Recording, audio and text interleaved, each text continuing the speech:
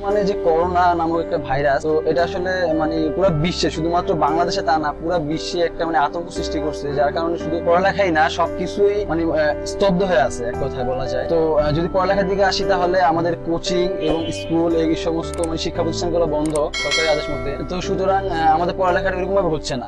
In this lockdown we are really very unhappy because our school is off, our coaching is off. We are missing our friends so much. We have to stay safe at home for that COVID-19.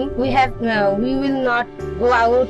আর করোনার ভিতরে আমার পড়াশোনা একটু ভালো হচ্ছে না, কারণ বাসে থেকে অনেক বোর লাগছে। আগে তো স্কুলে মানে যেতে মন চাইতো না, কিন্তু এখন যাইতে মন চাইতেছে, কিন্তু বাসে থেকে অনেক মানে বোরিং ফিল হইতেছে।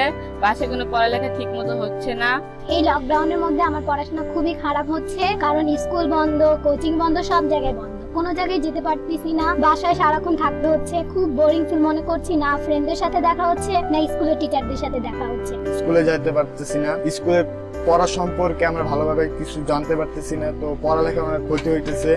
আমরা বাসায় আগের মতন এখন তো স্কুল বন্ধ, তো যারা এসএসসি পরীক্ষা দিবে বা জিএসসি পরীক্ষা দিবে তাদের জন্য অনেক ক্ষতি হচ্ছে। তো আমরা ইতিমধ্যে এই করোনাকালীন মহা দুর্ভাবে তো আমরা আমাদের স্কুলের একটা ম্যাডামকে হারিয়ে ফেলেছি।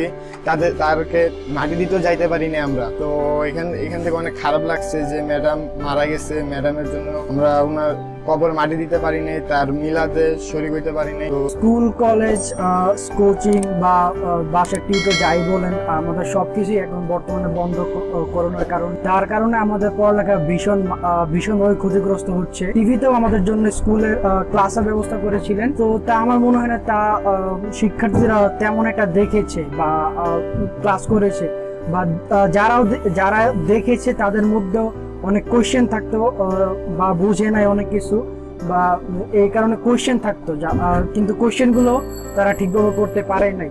পড়াশোনা বলতে আমার তেমনটা হচ্ছে না, বাসায় সম্ভবত সারাদিন হয়তো বসে শুয়ে টিভিতে কেমন ভাবে কাটতেছে।